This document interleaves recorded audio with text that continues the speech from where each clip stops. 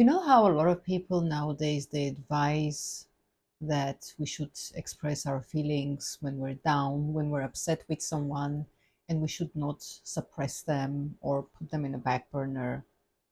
Well, I have a different take on it. Not as a not as a rule, not as a general rule, but sometimes, just sometimes, actually it's a good idea not to express those feelings. Because guess what? From that place of upset or anger, nobody's thinking clearly. Okay.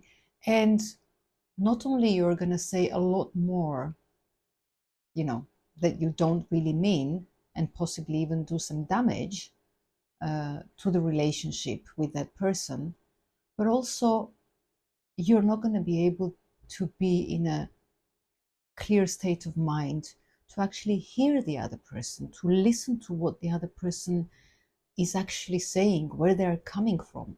So, yes, this may be a bit less popular belief, but it's a really effective one. Just sleep on it, you know?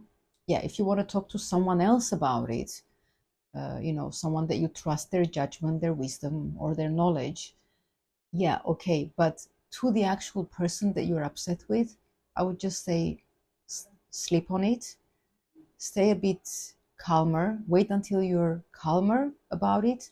And if after some days it still bothers you, if it still upsets you, but hopefully not as much as in the height of your negative emotions, then maybe just have a conversation then. Because from a low state of mind, no conversation is going to go, where it's supposed to go. By the same token, when people, I hear a lot of couples say, we never go to bed angry. We always have to resolve. I don't know about that. Especially two angry people.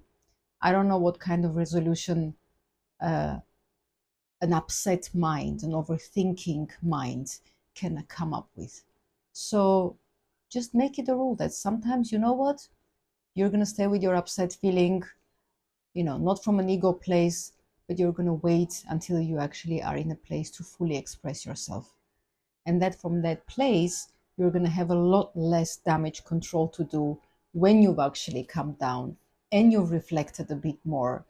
And sometimes when we wait, things, negative emotions are not as, they just don't seem as profound or as destructive as they seemed even a few hours ago. So, yeah, maybe just consider it. Again, not as a general rule, but consider this option as well instead of having the rule of I always have to express myself when I'm angry or upset with someone. Hope it helps.